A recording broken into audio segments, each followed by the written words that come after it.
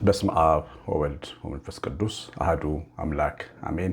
እጅግ የተወደዳችሁና የተባረካችሁ ሕያው እግዚአብሔር ቅዱስ አምላክ የሚወዳችሁ የእግዚአብሔር ልጆች እንድትባሉ አብ እንዲህ ያለውን ፍቅር የሰጣችሁ ከሰማያት ወርዶ የእግዚአብሔር ልጅ ወልድ ኢየሱስ ክርስቶስ የተዛመዳችሁ ቤዛ ሆኖ መስቀል ላይ ዋጋ ሲከፍል ዋጋ የተከፈለለት ያደረገን ልጆች ቤተሰቦች ያደረገን መንፈስ ቅዱስ ያተመን ለዘላለም ክብር ለዘላለም መንግስቱ ያጨን ሀብተ ወልድ ስመ ክርስትናን የሰጠን እጅግ የተወደዳችሁ እግዚአብሔር ልጆች እንደምን ቆያችሁ? ሁሉን የሚችል አምላክ እግዚአብሔር ክብር ምስጋና ለዘላለም ስሙ ተወደደ የተመሰገነ ይሁን።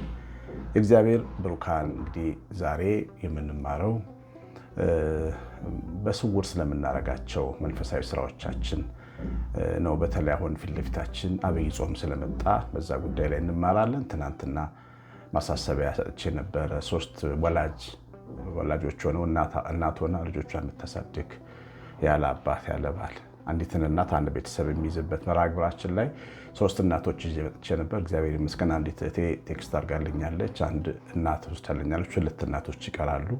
ሚኒመም 50 ሺህ ብር በዓመት መስጠት የሚችል ሰው ለአንድ እናት ልጇን ምሳቃ መቋጠር እንድትችል ያግዛል። ይሄ ለእናንተ በረከት ነው፣ ለእሷ ደግሞ ትልቅ እረፍት ነውና ይህን ማድረግ የምትፈልጉ በ9114138 ስልኬ ላይ አሳውቁኝ።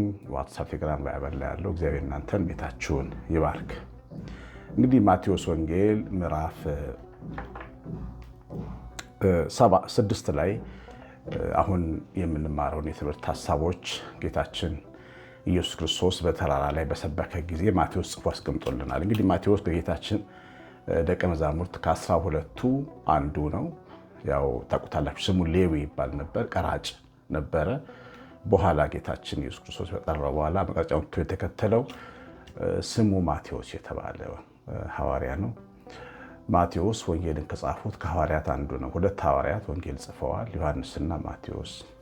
2 ረድ ደግሞ የሐዋርያት አገልጋዮች የነበሩ ሉቃስና ማርቆስ ደግሞ እንደዚሁ ጽፈዋል። ሉቃስና ማርቆስ የሐዋርያት አገልጋዮች ረዶች ናቸው።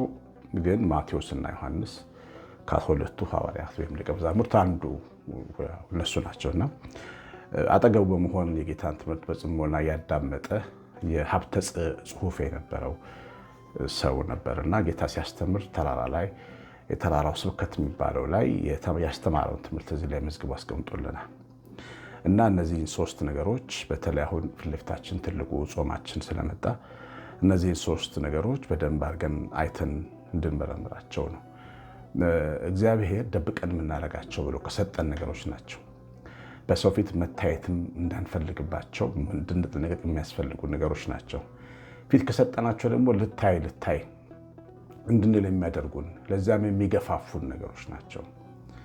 አንድ ደካማ ሰው፣ አንድ ስጋዊ ሰው ሲጾም እውነት ለመናገር ኩራት ይሰማዋል ሰውነቱ እና ልታይ ይላል። ይሄ እኮ የተሻለ ነው፣ ይሄ እኮ ልዩ ሰው ነው፣ ከሌሎች የተሻለ ነው ለመባል፣ የጾም ሰው ነው ለመባል ይፈልጋል ውስጣዊ ፍላጎታችን። አንድ ሰው ሲጸልይ ጸሎተኛ እኮ ነው፣ ለእግዚአብሔር ቅርብ ነው ተብሎ እንዲከበር የከበሬታ ወንበር ሊሳብለት ሊፈልግ ይችላል አንድ ሰው።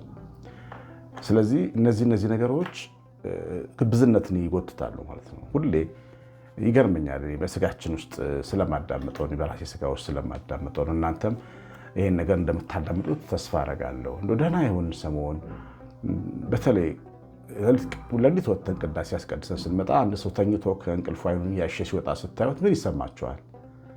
ትንሽ የትዕቢት መንፈስ ይሰማናል። ምንድን ነው የሚተኛው? ዛሬ የተኛል፣ ዛሬ ቅዳሴ እኮ ነው ይለናል ውስጣችን። ያ ስሜታችን እንዲያድግ አትፍቀዱለት ነው የሚለን ጌታችን። እንደ ግብዞች አትሁኑ የሚል ትምህርት ላይ ነው የሚያተኩረው። ስትጸልዩም እንደ ግብዞች አትሁኑ፣ ስትጾሙም እንደ ግብዞች አትሁኑ፣ ስትሰጡም ስትመጸውቱም እንደ ግብዞች አትሁኑ።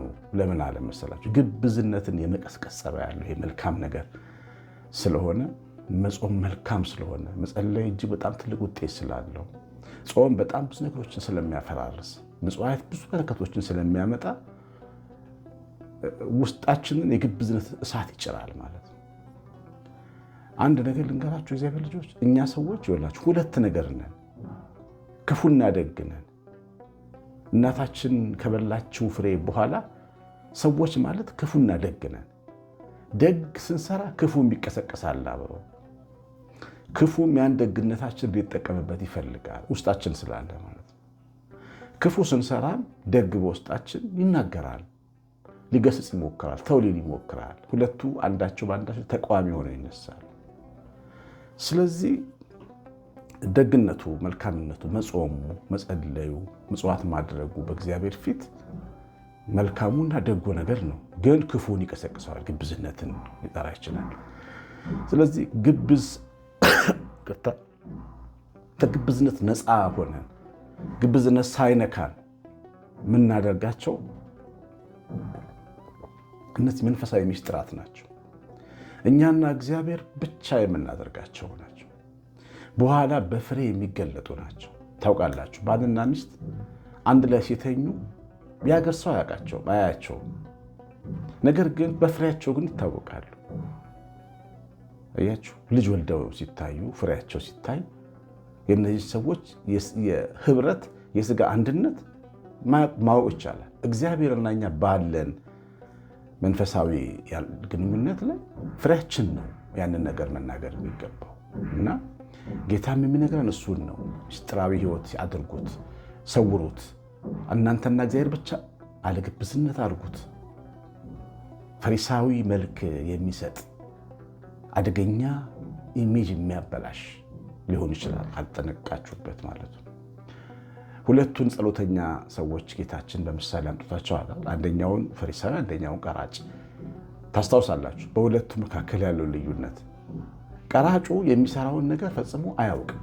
ይሰራል፣ ያው እሱ ግን የሚያየው ከሚያገኘው ገንዘብ ብዙ ትርፍ መውሰዱን ብቻ ነው የሚያስበው። ኃጢአተኛ ነኝ ብሎ ባይስበው ግን እኮ ይጾማል ቀራጩ። ቀራጩም እኮ ይጸልያል። ይጸልይ ያያችሁት ነው ቤተ መቅደስ መጥቶ። ቀራጩም እኮ ምጽዋት ይሰጣል፣ ግን ስለሚወስድ ከመንግስት ላይ ምጽዋቱን አላየውም። የሚታየው ድክመቱ ነው፣ ኃጢአቱ ነው።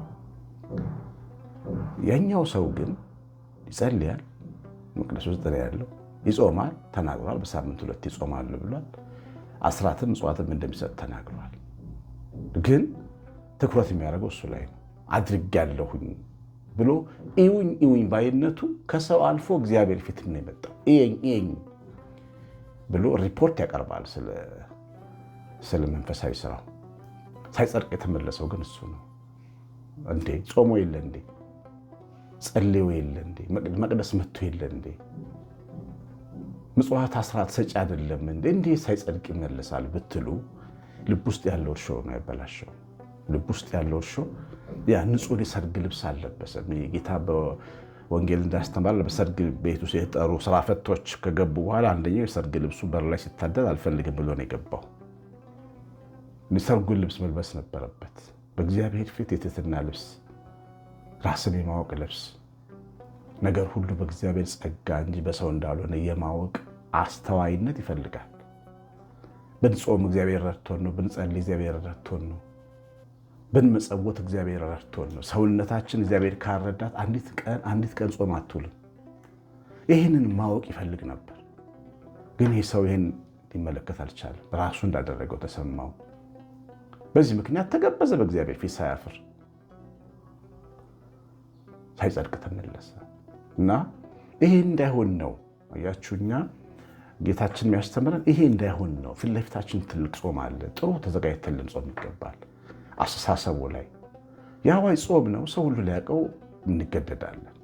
ህዝብ የሚጾመው ጾም ስለሆነ የአዋጅ ጾምም ቢሆን ግን እጾማለሁ ባይነት ግንም አለው። ከፈለግን ከንፈራችንን አጥቆረን ፊታችንን አጨማደን ጾመኛ እኮ ነኝ አትንኩኝ፣ ተንከባከቡኝ የሚሉ ሰዎችን እንዳንሆን ነው። ተቀብተን አምሮብን እንድንወጣ እየጾምን መሆኑ እንኳን እንዳይታወቅ ነው። በልታ የወጣች ነፍስ እንድንመስል እንደነ 3ቱ ሕፃናት እንደነ ዳንኤል ፊታችን በጥራጥሬ ጾም እንዲያበራ ነው። ያን መንፈሳዊ ጣዕም እንድንቀምሰው ነው። ጸሎት ስንጸልይ ሰውረን እንጸልያለን። ጸሎትን መሰወር በጣም ይቻላል። ያን ያህል ግብዝ በማያደርገን ሁኔታ ቤተክርስቲያን ውስጥ በጋራ እንጸልያለን። ቤታችን ጸሎት ቤት ካለ ወይም ከቤተሰቦች ጋር መጸለይ ምንም ችግር የለውም። በግል ጉዳዮቻችን መትጋት ስንፈልግ ሰወር ማለት እንችላለን።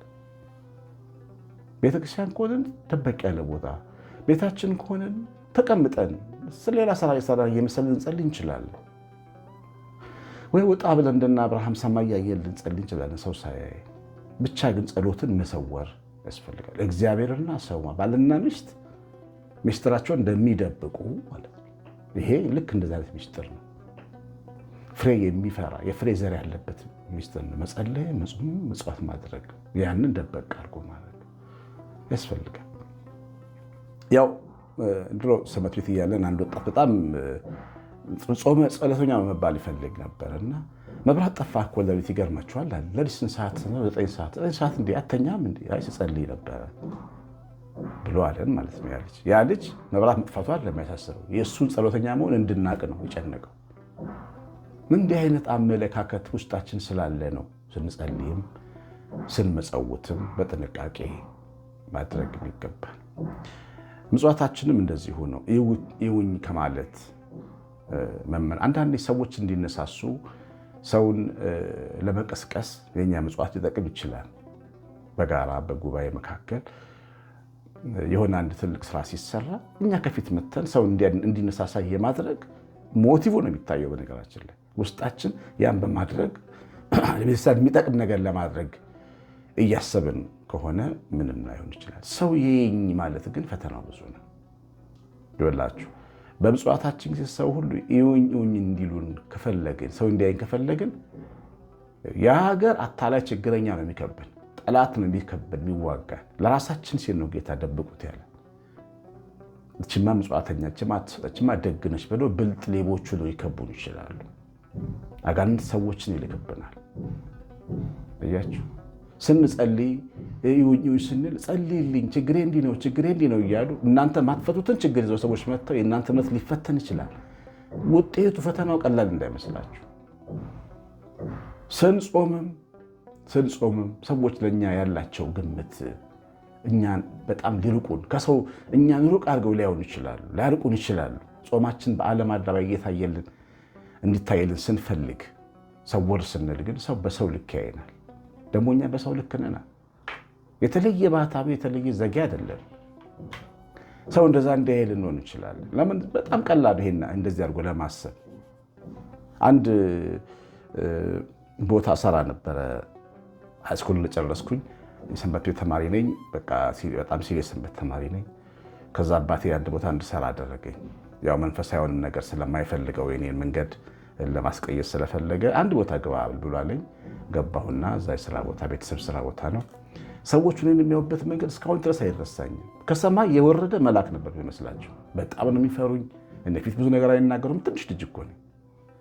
ትልቁ መካኒኩም፣ ትልቁ እንትኑም፣ ትልቁ ኃላፊውም፣ ትንሹም በጣም ነበር የሚፈሩኝ። ማዕድ ስንቀመጥ ያው ምሳ ሰዓት ላይ ሁላችንም አብረን እንበላለን። የኔ ማዕድ የኔ ጠረጴዛ በጣም የተከበረ ነበር። የተራበ ጎረምሳ ከኔ ጋር ተቀመጠ በስነ ስርዓት ነበር የሚመገበው። ምንም ተናገሬ ግን አይደለም። እንደተለየ ሰው ያዩኝ ነበር። ይሄ ቢያሰክረኝስ? ይሄ አመለካከት ሰዎች ለእኔ የሰጡኝ ግምት ቢያሰክረኝስ? ሌላ ግብዝ ለሚያልግብ ሰው ሊሆን ይችል ነበር።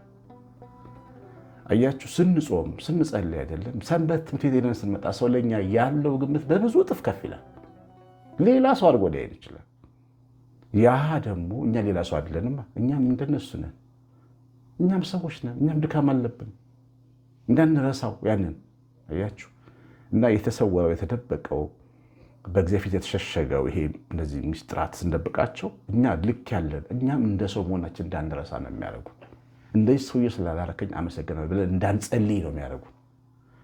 እንደዚህ ቀራጭ አላረከኝም አመሰግናለሁ የሚል ግብዝ ሰው እንዳንሆን ነው የሚያደርጉ። ለዚያ ነው ጌታችን ሰወር አድርጋችሁ ጸልዩት የሚለው። የአምልኮ መልካችን እንዳይበላሽ፣ የሰርግ ልብሳችን እንዳያወልቅ፣ ያለ ልብስ በእግዚአብሔር ፊት እንዳንቆም፣ ያለ ጌጠኛ ልብስ ያለ ሰርግ ልብስ እንዳንቆም፣ ግብዝ ብቻ ሆነን እንዳንታይ ነው ጌታ እነዚህ ነገሮች ያስተማረን።